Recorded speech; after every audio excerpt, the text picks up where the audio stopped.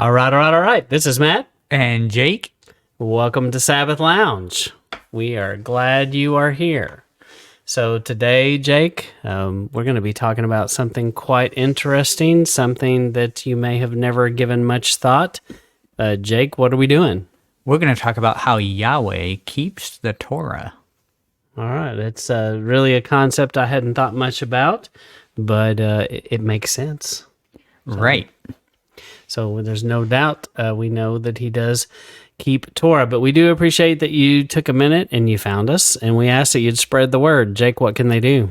Go to sabbathlounge.com and check out all the tabs there. You can find Torah portions and things like that. But what we really want you to do is subscribe and share and like and do all those things that help the algorithm so this word can get out to other people that want to find us. And we've been getting some great comments, especially in our YouTube. We appreciate that, and we try to respond to all those. We apologize if we miss one. And Jake, tell them about some new place, some new thing they can do to hear us 24/7. Yeah, now you can check out KMSR1700am.com, and that will be playing our content and much more content that's Torah related. So check those guys out. And also, you can check out our interview with them in a previous episode. Yep, that's right. So, well, we're glad you're here, and we're going to take a look at how Yah keeps Torah. So we'll just jump right into how Yah keeps Torah. So, Torah is for us versus Torah is for Yahweh. Right. So this kind of comes off of a concept of the way that Torah is laid out is how it's describing the character of Yah. So if it's describing the character of Yahweh, then he probably does those things, right? Yes, he does. Okay, so we're just gonna we'll go quick through the topics we're gonna hit, and then we'll spend some time on each one of these. But so we'll jump into Curse of Bitter Waters, which if you've listened to for any length of time to this channel, then you've heard about that. So we'll share that. Abraham and Isaac test, penalty for murder versus manslaughter, keeping vows, the building of a tabernacle, judging righteously, divorce rules, the Sabbath, the concept of a stranger can join the tribe, the don't be a respecter of persons, and just weights and measures. And by the way, Jake made us an outline here, so kind of giving you a preview about what we're about to do. Yep. Keeping it simple. All right, so this first one is the curse of the bitter waters. And what do you mean here, Jake? Us. So how are we kind of commanded in Torah? What is a Torah command that relates to the people? Not necessarily you and me. I mean, not some of these we're unable to do, but how does it relate to the people? And then we'll go and show how it relates to Yahweh doing it. So okay. So we're going to show both groups, us and Yahweh, doing these things. So you'll see us toggle between us and Yah. Right. So as you can see in the background, this nasty water. In Numbers 5, Yah commands to bring a cup of water with dirt in it, and the adulterous woman is to drink it. So, Matt, why don't you describe that real quick? Because some people may not be familiar with that concept. Yeah, so if you've never seen this before, this is not a good situation in a marriage. This is not marriage success 101. This is marriage is kind of on the rocks at this point. And you bring your cheating wife up to the priest and you say, this woman's been cheating on me. And the priest is like, well, we'll find out. I've got just the thing. So, and he takes some dirt off of the floor and puts it in water and says, drink this, lady, and we'll see. We'll see who's been sinning and who hasn't been. And so if she's guilty, things happen in her body. And so her thighs swell and abdomen drops, or some translations say like her uterus. It sounds bad. whatever this was. It was not a good thing, and if she's innocent, nothing happens to her. Right. So, but for the rest of his marriage, he had to hear, "Hey, you remember that time when you thought I was cheating?" So, yeah, there's Right. that.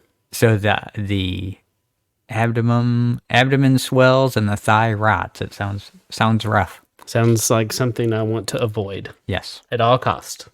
So don't do that. All right. So now the flip of this, the curse of bitter waters for Yah.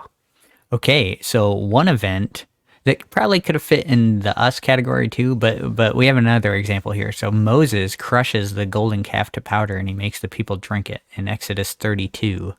So that's an example of that actually getting having more of a having more to it than just the us part. It's like a,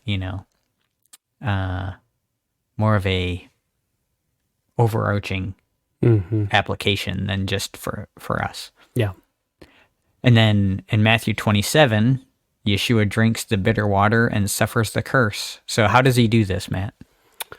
Well, when he is on the cross, he basically takes on that cup of bitter waters because we are that adulterous woman. And so, like the scenario before, we are that, and we are guilty, and there is no hiding it. And that should happen to us. Our thighs should rot and our abdomen should swell. But, Right. but really, it's the penalty of death. And so when he prays, "May this cup pass before me," I believe quite possibly he's talking about this cup of bitter waters, and because he's taking on not just my sin, but your sin, the entire world's sin, which is pretty nasty. Yeah. But it's not. I'm gonna sidestep just a second. When we often we talk about that and we talk about the entire world sin, but is it the entire world sin, or is it only those that have chosen him, their sin? It's the opportunity Yeah. for the whole world. But yes, your sin is not paid for if you don't accept the gift, right? Yeah, accept him as your savior. Right. And many deny him. But anyway, Yeah. so it's an interesting concept for sure. Yep. And so here in Matthew 27, you'll see they put the sponge up to his mouth, and it's a bitter, vinegary wine, kind of old, nasty wine thing. It literally is. It's not in a cup form. So, I mean, if you want to be technical, well, it wasn't a cup. It says it was a sponge. Now, could that be a translation thing? And could they have actually gotten a cup? I don't know. I don't think it changes it, though. Yeah, I don't think it changes it. I think the point is he's intaking some bitter fluid, and then and there's a curse that goes along with it, and it's manifested in his body when he dies. Right. And when you think about the abdomen swelling when you're when they poke them in water, blood runs out. Yeah, it's a result of crucifixion. Yeah. All of those fluids, assemble in the abdomen. Yeah. And makes him have this big old belly. Yeah, and then when you for the thigh rotting, if you understand how crucifixion works, you're holding yourself up so you can breathe with your feet. And then if you've ever done wall squats, you know exactly you can only do that for so long, and you've had thighs rot away. Yes. Yep. So on a very, very small level. Small scale. Yeah. But all right, the next thing we've got Abraham, Isaac, us. Right. So the idea is, how does Abraham, the story of Abraham and Isaac and what that represents, and how does that apply to us? Well, the us part, Abraham being the us in this situation, is, set to offer his son. And so as humanity, right, the us being humanity, right? So Abraham offers his son, and he doesn't hesitate, and he goes right for it. And Yah, as we know, provides the ram in the thicket, and says, essentially he's saying, since you were willing to offer your son, then the whole world will be saved, essentially, from your action there.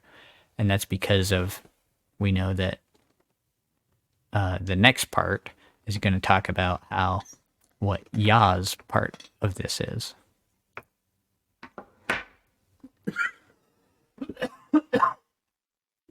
So here we have in Genesis 22 was the Abraham Isaac offering. In this case, Yahweh offers his son, as we saw in Matthew 27. And that is the Yahweh equivalent of Abraham offering his son. Since you offered your son, it's an example of how I will offer my son. Mm-hmm. Yeah, the complete perfection of it. Mm-hmm. It's kind of like a foreshadowing, Right. and then the completed picture.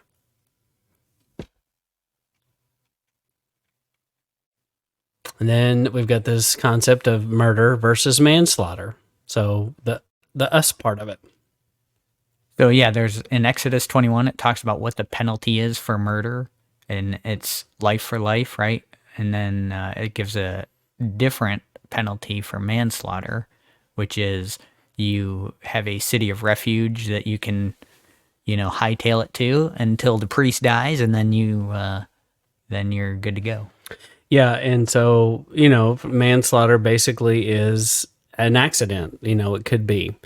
And this concept is a fantastic concept. And, how great would our society be if we had this ability to maybe not fill the prison with people that truly don't need to be in prison. They're not awful people. They just made a mistake. I mean, we do have a trial system here in America, but there's not a refuge city or anything like that. So it seems like a much simpler process. Right. And then we have this this notation here for 2 Samuel chapter 3 with this cat Abner. And so he goes to the city of refuge, and then the avenger of blood, which is a relative of the person he, manslaughtered, shows up and tricks him into stepping outside of the city. Yeah, he doesn't show up and say, "Hey, I'm the avenger of blood." Guy. Yeah. But he's like, "Hey, why don't you come over here and we'll chat a while?" And they step just outside the city gates, and bam, he thrusts them through. So let that be a lesson to you. Be careful when you're hanging out, when you got an avenger of blood on your tail. That's right. Don't go outside the city gate. That'd be our advice. Yep. So then we're going to look at murder versus manslaughter with Yah. Right. So I think let's start with the Genesis 4 thing. Why don't you explain the Genesis 4 So thing? in Genesis 4, this is another example of the law before the law. And so if you've never explored that concept, we encourage you to go check out some examples of how people observed and operated and kept the law before the law existed and was written down.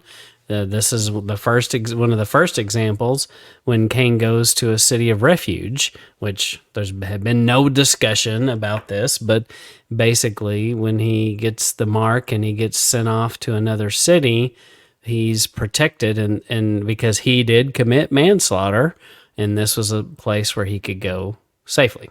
Right. Yeah, and a lot of people say, well, he murdered, but we're just looking at what the punishment is. And if Yah is consistent, then the punishment he offers for manslaughter in Torah matches what he gave Cain. So it sounds more like a manslaughter scenario. And we've talked about this before a little bit. Yeah, it does. And it kind of makes sense that since they're the first people on the planet, it's like if you have a child and you have two children and they're brothers and sisters, does it actually occur to you that you have to educate them about don't kill each other? That's not necessarily a conversation you would typically have with children between a brother and sister. And I think Cain and Abel, Yah didn't have that conversation. It was like, it's like one of those things. He's like, do I really have to explain this? I don't know. It could go into a whole rabbit hole if you wanted it to.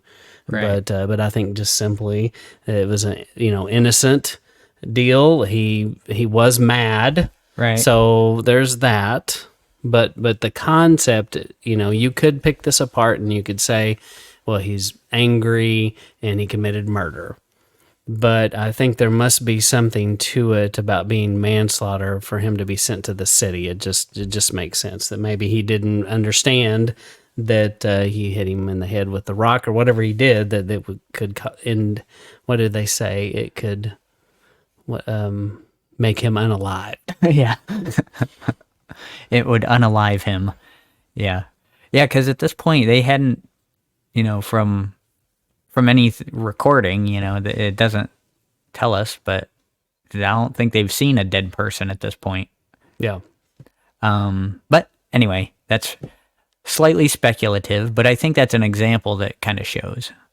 And then later on, Yah continuing to keep this, we have Yeshua is the high priest who will never die in the New Jerusalem as a city of refuge.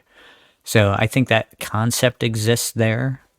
And so I think that kind of ties into this discussion.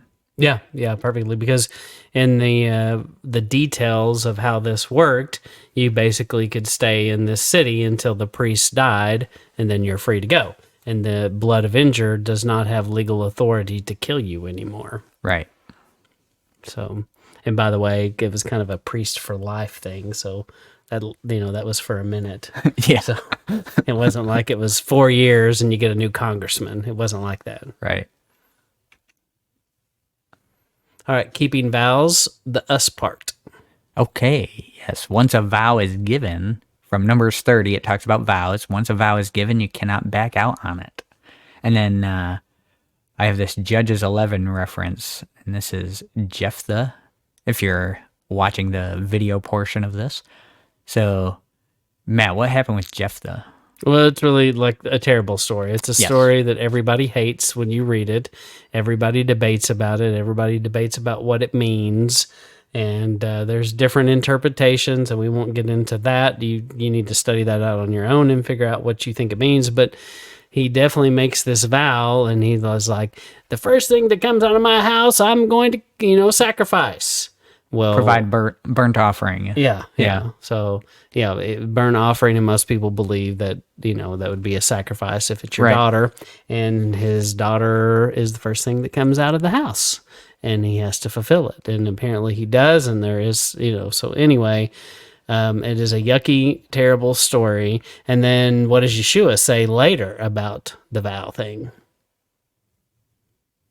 He talks about don't make a vow.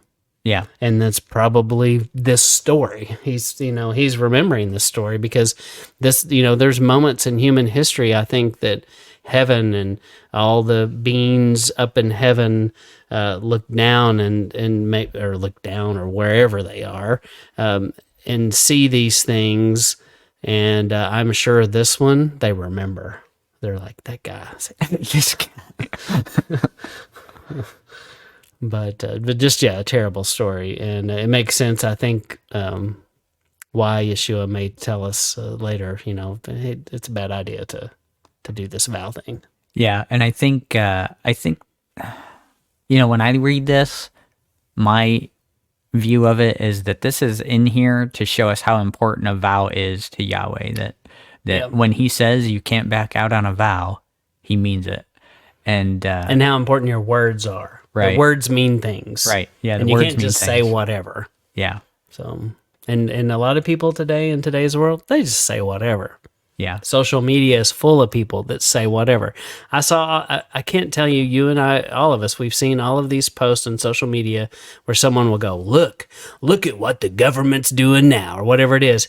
And it's like a satire site. Yeah, they have and that it's a satire site, and you're trying to tell people this is real, and they're no, it's a joke. You've been had, Matt. Yes. Wait a minute. Yeah, I think there's a lot of people saying a lot of stuff without any proof. Yeah. But so anyway, talking about vows and us keeping the vows. Right, and the reason I think that he shows you how important it is because he has made vows to us. Mm-hmm. And if he's going to say, you can trust me with a vow, then him to for him to tell us how important they are to him makes a lot of sense. Yeah. Yeah. Yeah, and it's almost like he just kind of allows people to do this vow thing, and it was to teach us how this lesson. And unfortunately for Japheth, this is a valuable lesson the rest of us learn, I guess. Yeah, and I think it ties into the Nazirite vow, because that's something that he requests from certain specific individuals. So he has to have that allotment in there for vows, but he's like, don't use this incorrectly. Yeah. And so with the vows, there's a Yah part. So what's the Yah part? So yeah, we can trust that the vows that Yahweh's made to Abraham, Isaac, and Jacob, and to us, will come to fruition, because it's his character. His character is, you keep your vow, and so he can be trusted to keep his vows. Yeah. And now an example here, I didn't put a verse reference, but in Hebrews, it talks about Yeshua being a surety of the promise to come. And that word surety is talking about essentially a like collateral. He's saying, I've given Yeshua, and that is and the Spirit as a down payment to show you that I will keep my promise, and the full promise will come to fruition. And that's just kind of a hold on to this, so you know I'll be back for it. Yeah. Yeah. Yeah, good point. And then there's building a tabernacle, the us part. Right. So in Exodus 40, Moses builds a tabernacle with all the furniture. Now, and we'll get into it. So there's all this stuff that leads up to. I'm thinking how the tabernacle comes way before Exodus 40, but it takes till Exodus 40 for them to actually start building it, because there's a lot of he build gets up the to instructions early on. Right. Yeah. So yeah, Moses builds a tabernacle with all the furniture. And honestly, there's some drama, some things that happen along the Yeah. way, and then takes a minute to get to Exodus 40. Right. And build a tabernacle, the Yah part. Yeah, so we got, like I was saying, Exodus 25, and Matt mentioned, so Moses, when he's told to build the tabernacle, he doesn't just, hey, I'll just build a tent. He goes off of a specific thing, and it's a model that he was shown in heaven while he's on the mountain. Yeah, yeah. And Well, it's kind of an interesting thing too. We don't know the details of that. We don't know if he saw this, hologram or something right in front of him, and or a blueprint or download. But he knew exactly what it was supposed to look like, because when he comes off the mountain, he's able to clearly articulate it, and he knows all the details. yes, great detail. And then in Hebrews 8, it talks about that tabernacle as well. And let's see. Oh, Sorry, yes. I jumped ahead. No, that's right. And then, oh, yeah.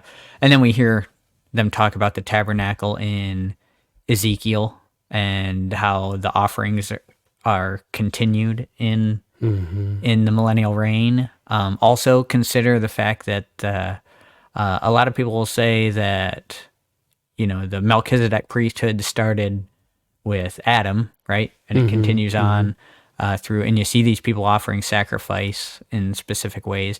Well, so Yeshua is a high priest, and what does a high priest do?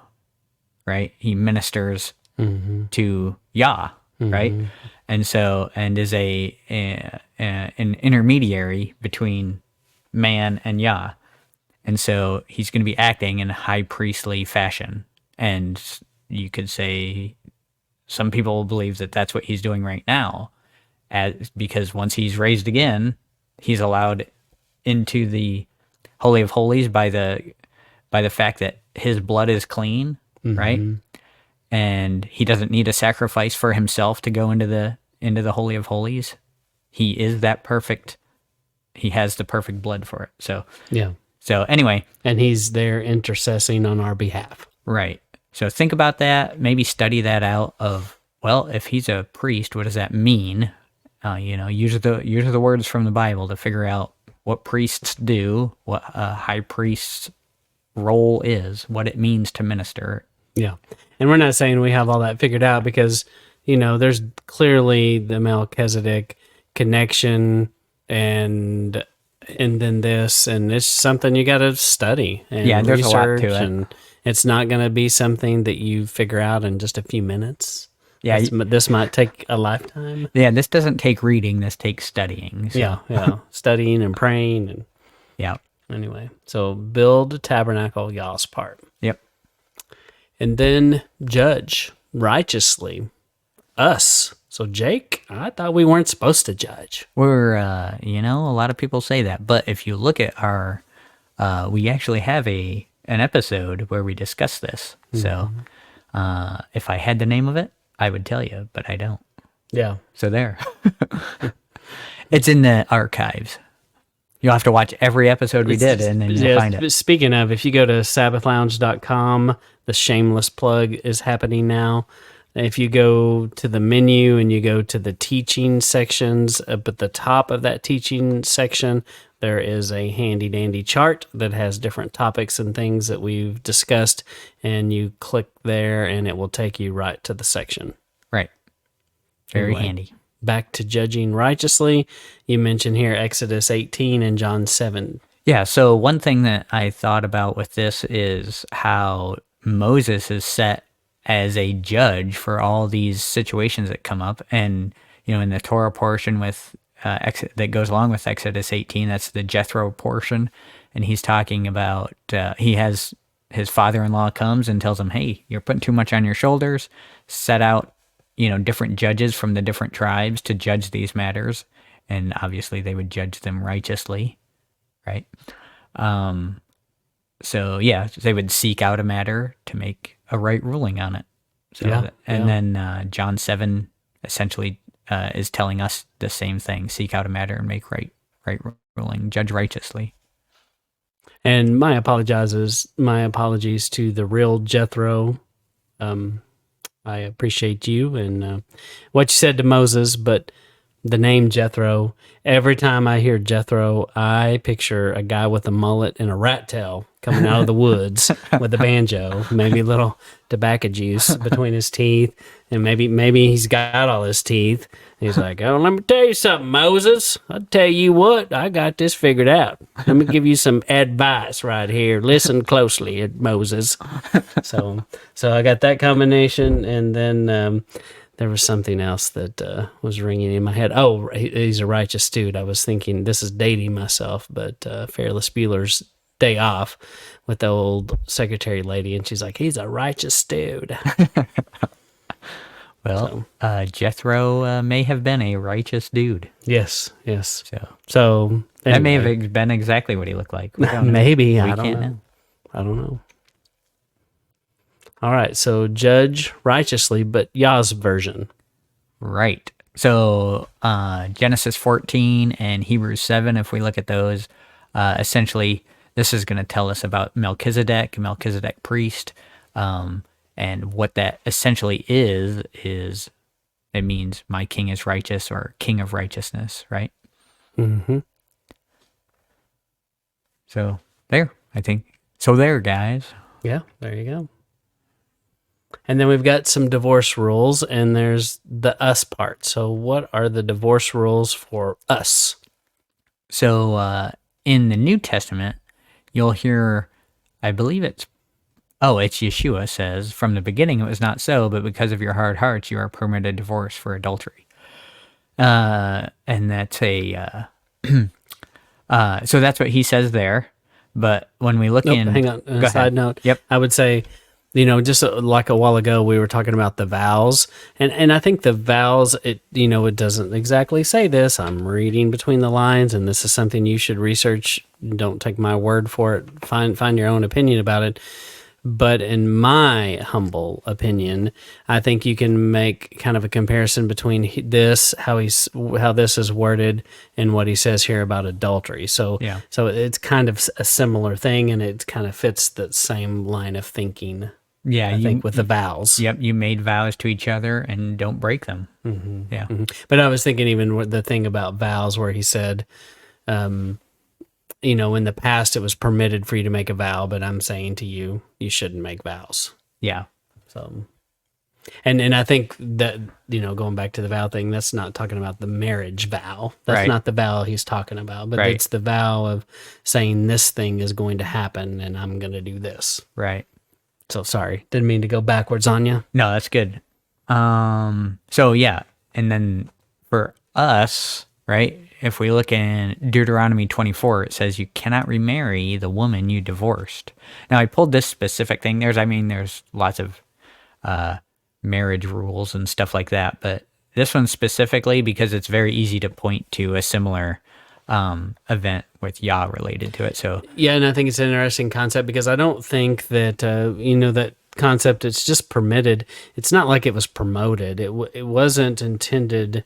You know, the only reason this divorce concept and, you know, supposedly Moses gives a certificate of divorce. That is only done because the people's hearts are so hard that they can't make it work, kind of thing, and it's kind of a condolence to. But that was not what Yah wanted. Right. He wanted you to be one woman for life, and you know, that death do you part, literally, is his intention. right. But he kind of made room and made some grace for how people live, and so we understand that. We see that in our world today. People, sometimes things happen. Yep. So he made You might call that mercy. mercy, yes, yeah. So there are divorce rules for Yah, and you've got Jeremiah 3 here. Right. So it looks like we've got a dual scenario here. Looks like we duplicated this. Can't remarry the bride after divorce, so death is required. Now we can remarry the bridegroom. Okay, yes. Oh, it's this one. This one on the left here is the same, I think. No, it isn't. What am I thinking? I'll just read it. From the beginning, it was not so, but because of your hard hearts, you committed adultery. And then Yahweh divorced Israel over that adultery, right? So that's the Jeremiah 3 where he says, where Yahweh says, he divorces the northern kingdom. Mm-hmm. And then since he's divorced them, he can't remarry Israel, right? He made the rule, and Yeah. he's going to follow it. Yep. So, and that goes back to the curse of bitter waters, and that's one of the reasons Yeshua has to die on the cross, so the groom has passed away, so that he can remarry his bride. Right.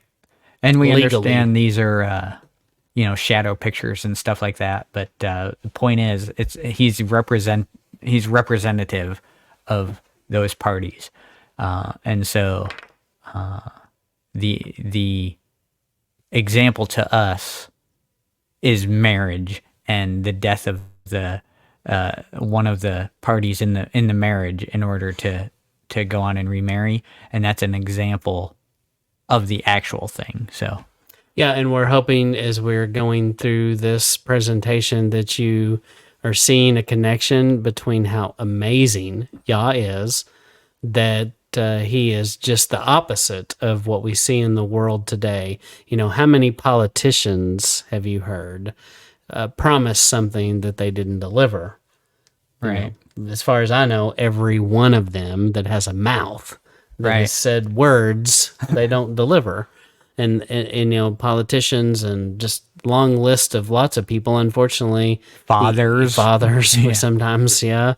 And just us as humans, you know, we're not very good at keeping our word and keeping these things, but Yah keeps his word. He keeps his promises, and he follows his own rules. You know, think about how many people have heard that, you know, that thing like do as I do, or what? Do how as does I that say, go? not as I do. Yeah. So many people have trouble with that, but Yah does not. Right. He's set the rules for the house, and everyone in the house follows him, and he is in the house. He's the father of the house, so Yeah. he's being the Yeah, example he's not going beyond. of following the rules. All right, the Sabbath and us. And you've got Exodus 12 here. Yep, very simple. He says, hey, rest on the seventh day. Hey, sounds good. Sign me up. I think I'll try it. Okay. Pretty easy. And then the Sabbath, Yah. What does he do? Well, in Genesis 1, it says Yahweh rested on the seventh day. And if you look elsewhere, it'll say he rested and was refreshed. Mm-hmm. So, what does that mean? Aren't we all? Yes, exactly. So if we're to follow Yeshua's example, it makes sense that he's following his father's example, who rested on the seventh day. So that's what we should do. Makes so sense. if you don't do that, we encourage you to try it. Just try it out. See what happens. Yep. Do what Yah does. So this one is a stranger, and this says stranger can join us in the tribe. And so this is Jake's favorite, Bigfoot, I guess, lost in the city. This is my favorite Bigfoot, right? Yes. Yeah, so it talks about the stranger that sojourns among you when it's talking about things like Passover and keeping Passover. The stranger can join you as long as they do what you do. Yeah, as long as they, what do we call that in America? Integrate? Yes, you have to integrate into society. Yeah. So, and this is all throughout the Old Testament. Bring the stranger in them and just let them do what they want to do and let them do their cultures. And no, he doesn't say that.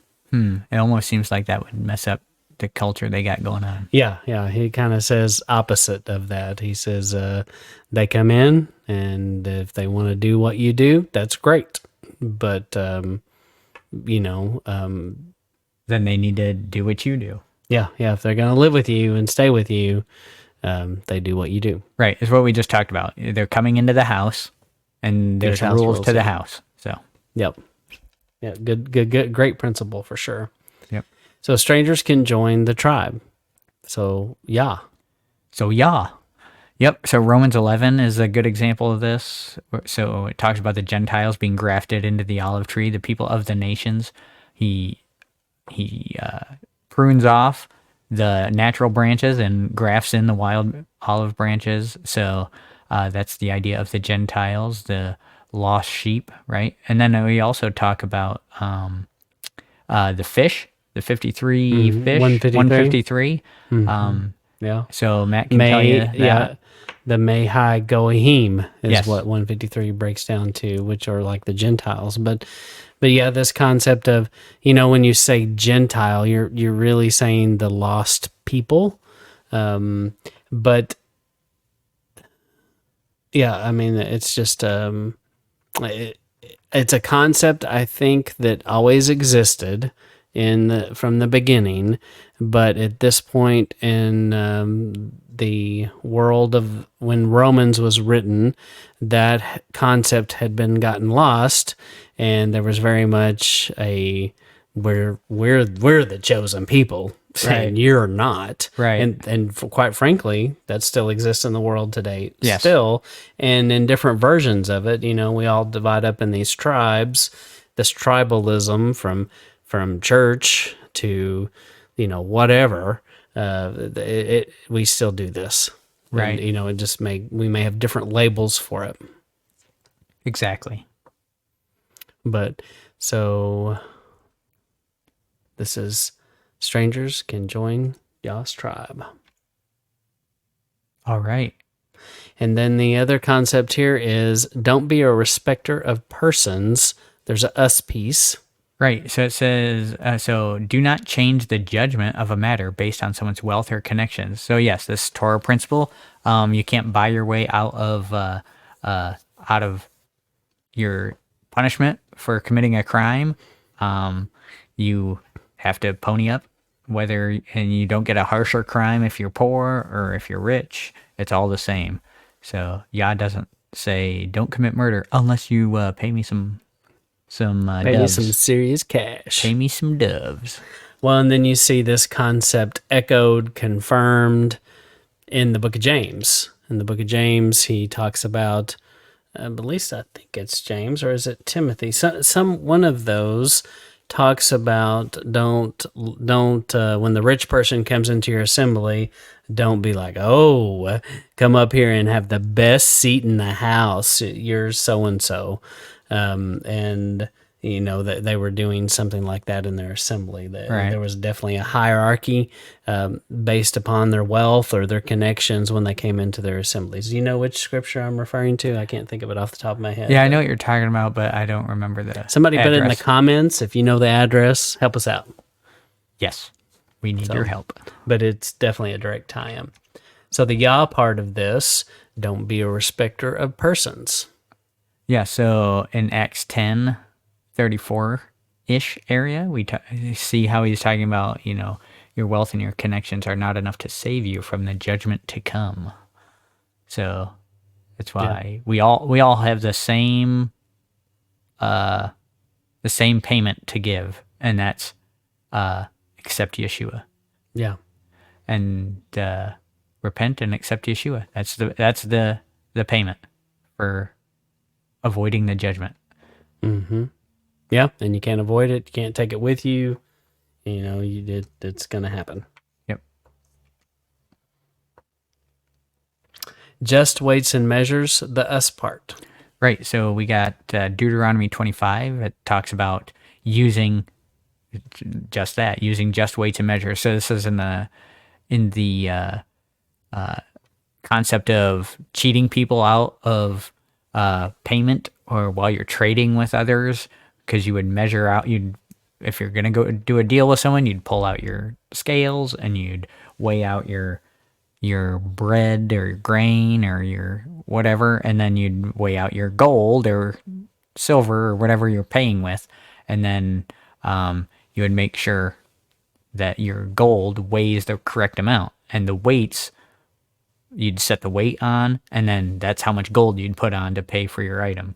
Mm-hmm. And then if you had, if you wanted to cheat someone, you'd put a lighter weight on there, and then you would be paying less. Or a wooden coin coated in gold or something. Yeah. But that would be too light. Right. But so that's how you would mess with your weights. Yeah. Yeah. And so he says, don't do that. Yeah. Yeah. So the Yah part of just weights and measures is what? So Yah will judge righteously with one standard. And Amen. So his standard is Torah, and have you accepted Messiah? So. Yeah. That's right. So, I think we're coming to the end here of how Yahweh keeps Torah. So any final thoughts, Jake? How do you summarize? Just that, we've showed 11 different areas where Yahweh keeps Torah as well, and but I would argue that if you look at every command, it's going to have a tie back to Yahweh, just because he's spelling out what his character is, and so he's like, well, what can I explain to these people down here? This is how I act, so this is how they should act. Mm-hmm. Yeah, that's good. So put in the comments if you find some other good connections like that. Yeah, maybe something we missed. So, but we appreciate you tuning in. Jake and I don't claim to be Torah experts, do we? No, we just study things out, and you guys get the, can we say benefit? You guys get the opportunity to hear what we're studying on. So hopefully it helps you, and we encourage you, bottom line, to read the scriptures, search the scriptures, be a Berean. Don't take our word for it. Don't take anyone else's word for it. And our hope and prayer for all of you listening, that you would love the commands of Yah and the words of Yah more than the words of man, because far too many people through time have fallen in love with the words of man, and it's led them astray. And we pray that you are on a path that takes you in congruence with the words of Yah. Correct. All right. Well, we appreciate you stopping by. And as always, we ask for you to subscribe, to like, to share, to do all the things. And this is Matt and Jake signing out.